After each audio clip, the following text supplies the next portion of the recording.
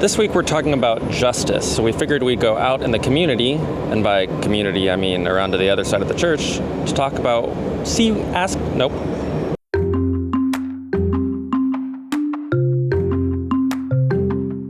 This week we're talking about justice, so we figured we'd go out into the community, and by community I mean the other side of the church, and ask people what they think justice means.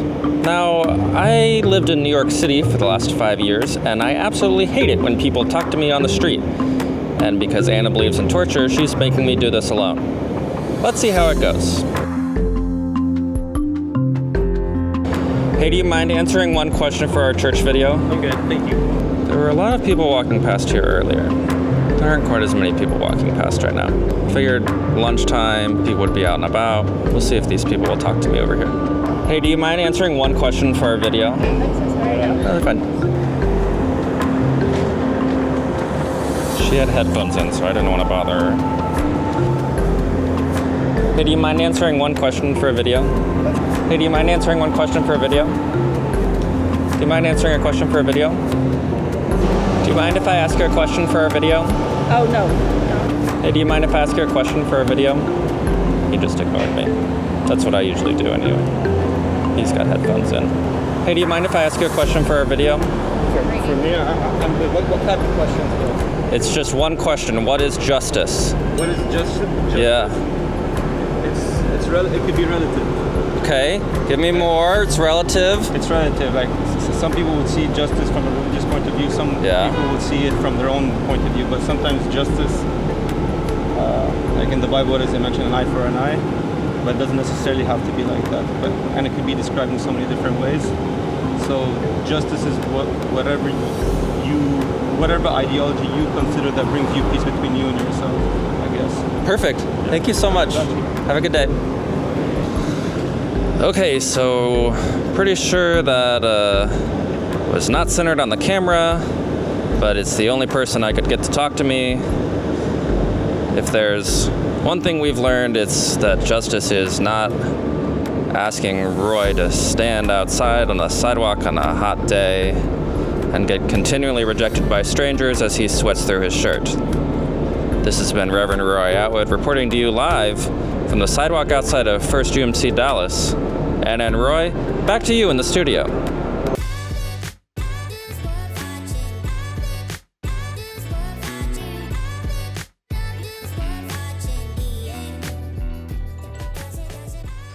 Hi, I'm Roy, and this is Studio 3A, a place for people who like to ask hard questions. I'm joined, as always, by my lovely co-host, Anna Bunley-Hagler. Bunley-Hagler. Yeah, your name is not... I want to add more to it. That's the rudest thing you've ever said to me. I kept rude. My main name because it's Anna great... Bundy-Hagler. See, it's the glur and the D that they get mixed up for me. Siri, my mom Siri, always says, calling on a hogla. I'm like, that's not how it's pronounced. I thought you said that your mother was Siri. She's not. And I got really confused. Anyway, we're here. Hi, I'm Anna Bundy-Hagler. I had a friend in college. I mean, I guess I still my friend whose name is Kapil. Say that again? Kapil. Okay. My car called him, I think it was Koppel. Koppel? Yeah. Yeah. It's like, that's funny. So I would call him that for a while and then be like, I know that's not your name, right? Like, I was worried that you were going to offend him because I thought that you like took it too far for too long. It didn't really. Yeah. Speaking of taking things too far, this conversation. This is not our most interesting work. Excuse me. Everything I do is interesting. I'm sorry. So we're continuing our series. This is us talking about 4 core functions that define our community, ideally every community. We've done belonging and purpose. Today we're talking about justice. If you had a favorite like Justice League superhero, what would it be?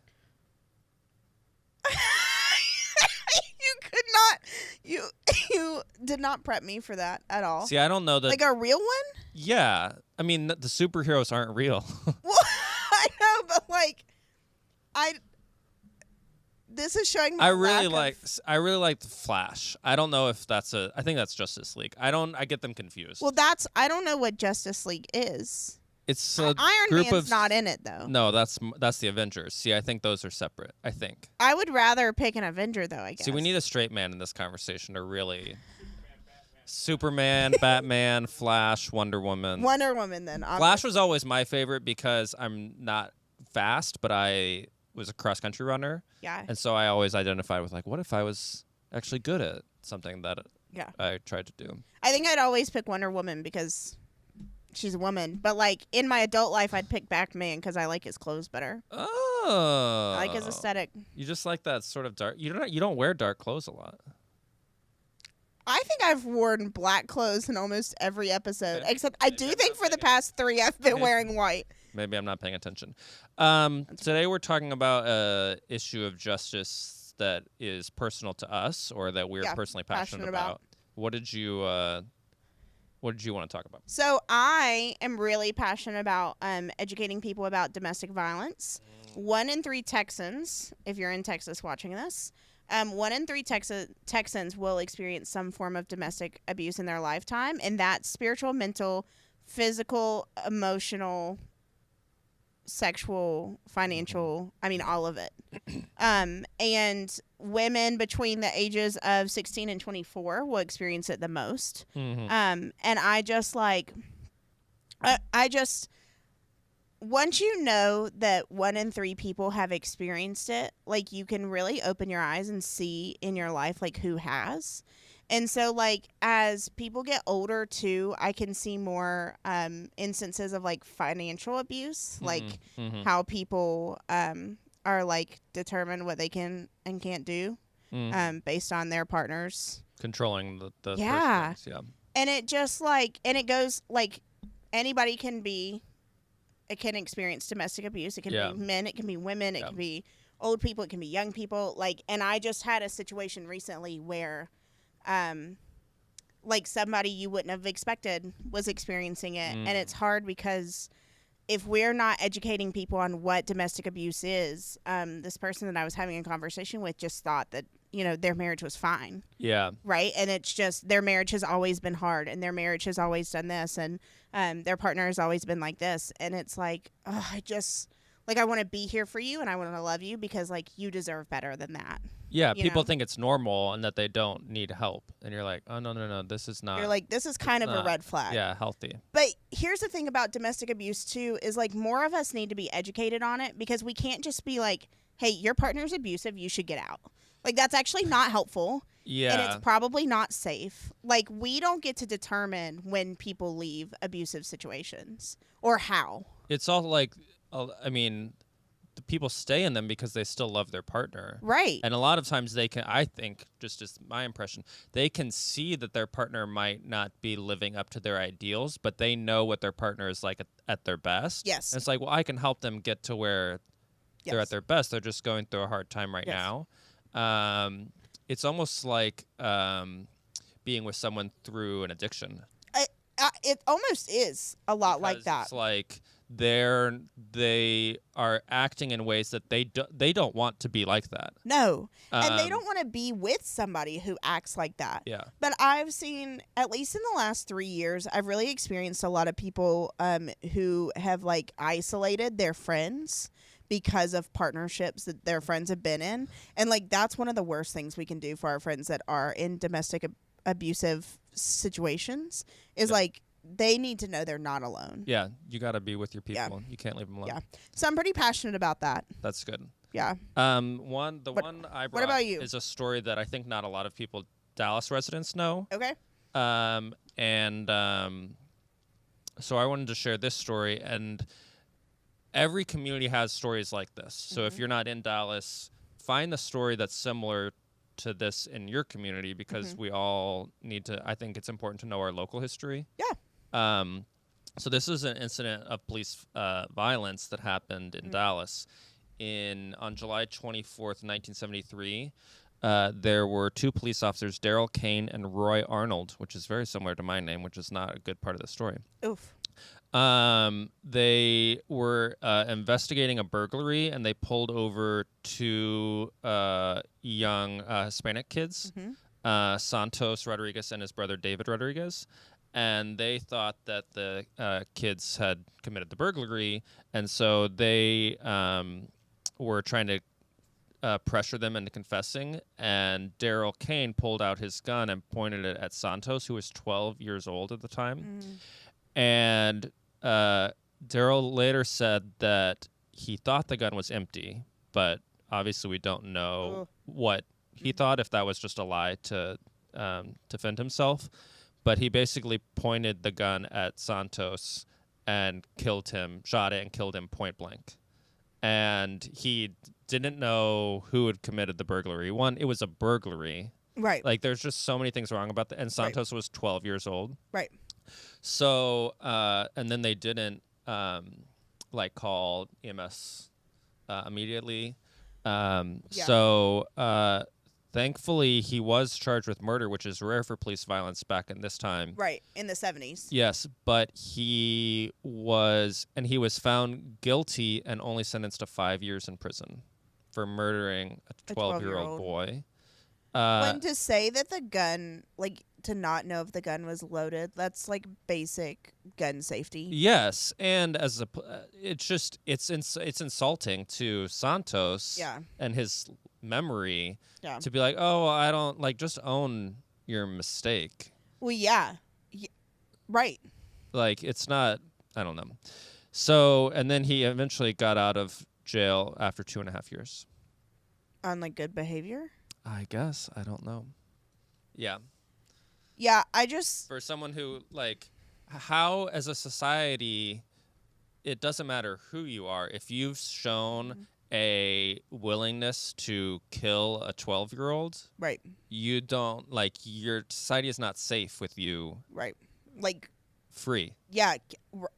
Well, or in a position to keep us safe, right? Yes. Yes, even that. But I'm big on as few people going to jail as possible. Yeah. And I don't think jail should be viewed as a punishment. I think it should be viewed as your society is not safe with you out and about. Right. And what more is there than you shot a kid?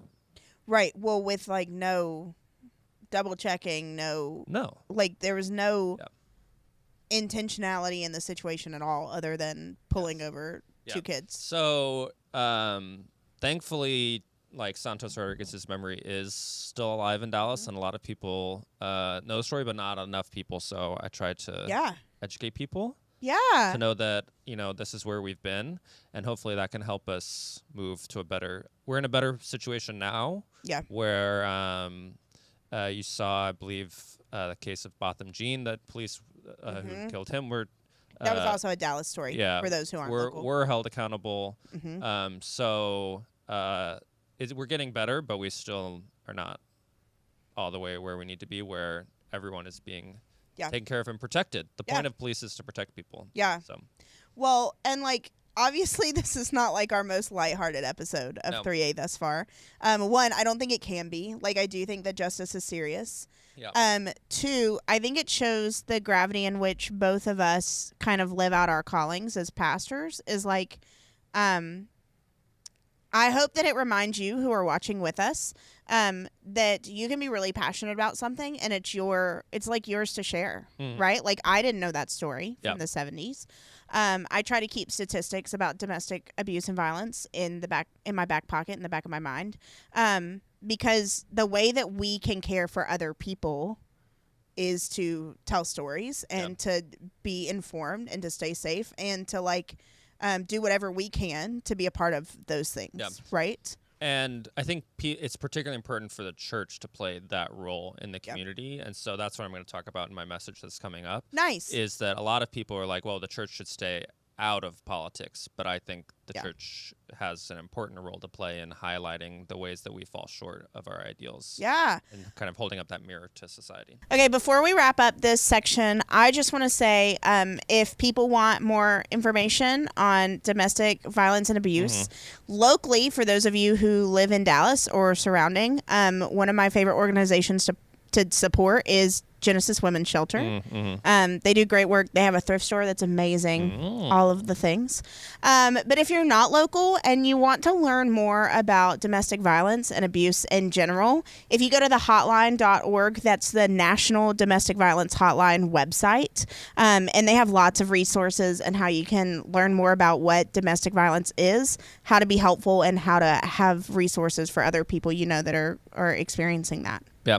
And on the issue of police violence, there's a great group called Campaign Zero that works to eliminate police violence nationally. And what I really like about them is they have this saying called 8 Can't Wait. And there are 8 policies that they've identified that minimize, unnecessary police violence. And you can actually see on their website, if your state or locality has enacted these 8 policies. Yeah. Because it gets really tactile instead of just like, well, ideally we shouldn't have any of it, right. But to actually be able to take part in the solution of, if we do these 8 steps, right, then we'll be in a better place. So you're gonna do a poem. Yeah. I'm gonna do the message we talked about. Yeah. We'll be back. We'll be back. Still I Rise by Maya Angelou. You may write me down in history with your bitter, twisted lies. You may trod me in the very dirt, but still, like dust, I'll rise. Does my sassiness upset you? Why are you beset with gloom? 'Cause I walk like I've got oil wells pumping in my living room. Just like moons and like suns, with the certainty of tides, just like hope springing high, still I'll rise. Do you want to see me broken, bowed head and lowered eyes? Shoulders falling down like teardrops, weakened by my soulful cries. Does my haughtiness offend you? Don't you take it awful hard, 'cause I laugh like I've got gold mines digging in my own backyard. You may shoot me with your words, you may cut me with your eyes. You may kill me with your hatefulness, but still, like air, I'll rise. Does my sexiness upset you? Does it come as a surprise that I dance like I've got diamonds at the meeting of my thighs? Out of the huts of history's shame, I rise. Up from a past that's rooted in pain, I rise. I'm a black ocean, leaping and wide, welling and swelling, I bear in the tide. Leaving behind nights of terror and fear, I rise. Into daybreak that's wondrously clear, I rise. Bringing the gifts that my ancestors gave, I am the dream and the hope of the slave. I rise, I rise, I rise.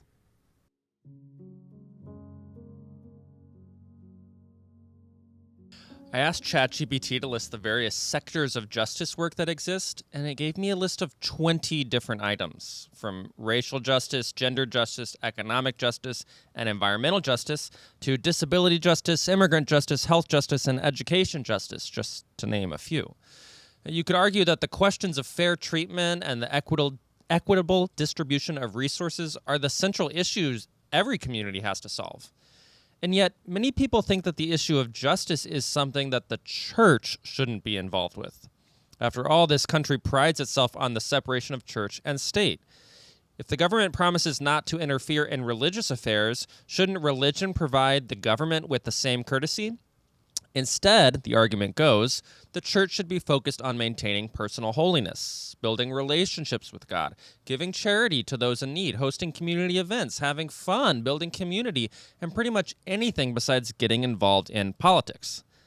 That opinion, I'm afraid, is incredibly unbiblical. You see, the God described in the Bible is pretty involved when it comes to issues of justice. In fact, you could say that the biblical God is kind of obsessed with it. Everywhere you look in the Bible, God talks about fairness and equity. The Old Testament scholar Walter Brueggemann writes that in that portion of the Bible, God is a resilient and relentless advocate of justice, which entails the complete reordering of power arrangements in the earth. Now, that's some radical stuff. We're not talking about sharing is caring kind of justice. This is justice with a side of social upheaval. According to Brueggemann, the Old Testament consistently argues that the well-being of the community requires that social goods and power be given up by those who have too much for the sake of those who have not enough. Yet for some reason, the political party in our country that most aligns itself with Christianity wants to alter the government's distribution of resources not in the biblical method, from the rich to the poor, but in the opposite direction. Go figure. Now, where do we see this justice of divine distribution in the Old Testament? It's in 3 key places. First, when the Israelites escape from slavery in Egypt, they take Egypt's gold and silver on the way out. The Exodus isn't just a story of liberation, it's also a story of redistribution. Second, when manna falls from heaven while the Israelites are wandering in the wilderness, despite it being a free-for-all, nobody gathers more than what they need. Third, the Old Testament laws consistently require the Israelites to protect the widow, the orphan, and the foreigner. It seems that the Old Testament God can't get enough justice. And this focus on justice continues in the life of Jesus. In our last episode, Mitchell talked about Jesus discovering his purpose in a passage at the beginning of the Gospel of Luke. And what was that purpose? To bring good news to the poor, proclaim release to the captives, and recovery of sight to the blind, and to let the oppressed go free. The author of Luke places this story at the beginning of Jesus' ministry because he wants us to understand that, above all else, the driving purpose of Jesus' life was to upend the oppressive systems in society, bringing good news to the poor, the imprisoned, and the sick. Notice that Jesus doesn't talk about creating a personal relationship with God.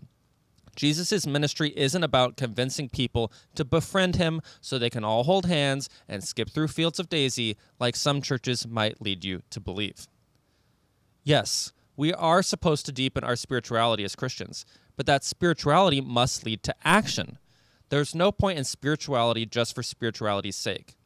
All of our efforts to pray, meditate, center ourselves, and become one with God's Spirit are worth approximately nothing if they don't drive us to confront the world's injustices. When we see how important justice was to Jesus' ministry, how can we be followers of Jesus if we're not turning the power structures of society upside down? The theme of justice continues throughout the rest of the New Testament in the life of the early church. Interestingly, the first Christians boasted about their status as foolish, weak, low, and despised. Imagine that as a church slogan.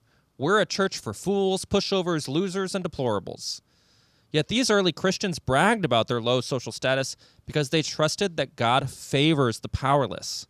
They knew how important justice was. So with this cursory journey through the Bible, we see that far from being just a political issue, justice is also a theological issue.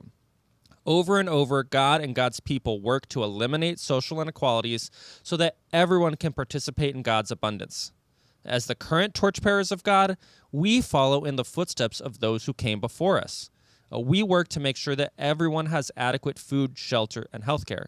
We strive to ensure that the education system a child receives isn't limited by their family's income. We fight to require that everyone receives a living wage and that women get equal pay for equal work. And we insist that our justice system treat all people fairly, regardless of the color of their skin or the size of their paycheck. And we vote for politicians who share our values and mobilize other people to do the same. And when they fail to live up to their promises, we vote them out and we try again. Doing the work of justice isn't just pursuing a set of lofty political ideals. Doing the work of justice is doing the work of God. I would just like to commend you on your use of the word deplorable. Thank you. It's not something I thought was going to come out of your mouth today. Yeah. I think the first draft of that sermon originally came in 2018. Yeah. And the word deplorable was kind of more common in use. Is that true? Yes, because I would like to Google search that. Hillary Clinton famously referred to Trump supporters as deplorable. Oh. So Trump supporters kind of took it on as a badge of honor.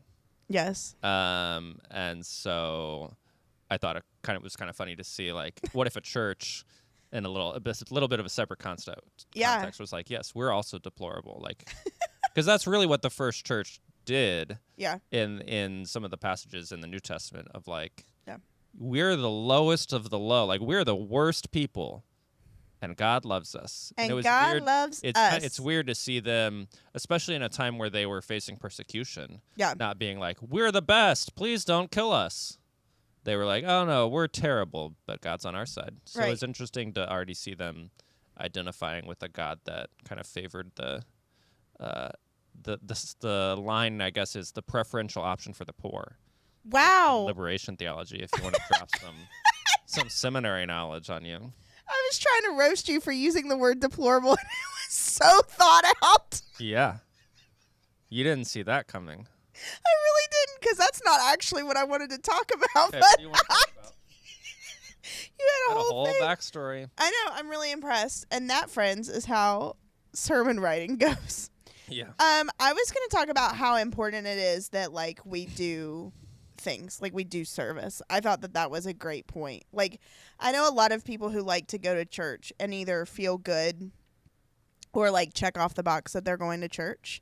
And it's like, for me, in my faith as a millennial, like, I want it to mean something to me and, like, in this world. Like, it's got to do something to better this place. Yeah, I think one of the things, particularly in our context, sort of on the fringes of the Bible Belt, where like Southern Baptist theology is very common. Yeah. The idea is like the pinnacle of faith is you and God getting along really well. Right. And there's really no implication for how you live out in the world. Right. Other than basically judging people who don't follow Have all a the good rules. relationship with God.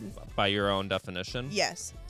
And I think Methodism correctly turns it on its head, Yeah. where it's like, no, it's about what you do, and if you're not feeling it, that's fine. Just keep doing it. Well, John Wesley, like, very famously said, like, just keep going through the motions because the feelings will come back.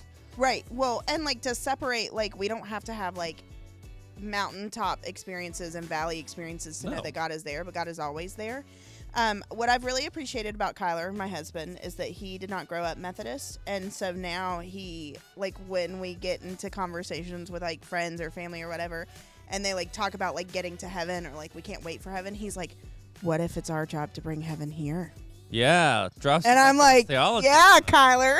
So anyway, I just think that this is a really important topic. And for our friends that are, like, watching with us, Yes. I'd love to know, like, what is it about faith or, like, what is it when it comes to justice that you think is important for this earth? Yeah. Like, how do we make this a better place? What is something you're passionate about that can make this place better? Yeah, because we can't all do everything. No. Like, that we all have a little bit that we can play. Yeah. And you're playing your part. I'm Yeah. grateful. Yeah. Anyway, this is a great episode. Thank you. Anytime. I take personal responsibility you for that. are deplorable. Thank you. See you next Tuesday.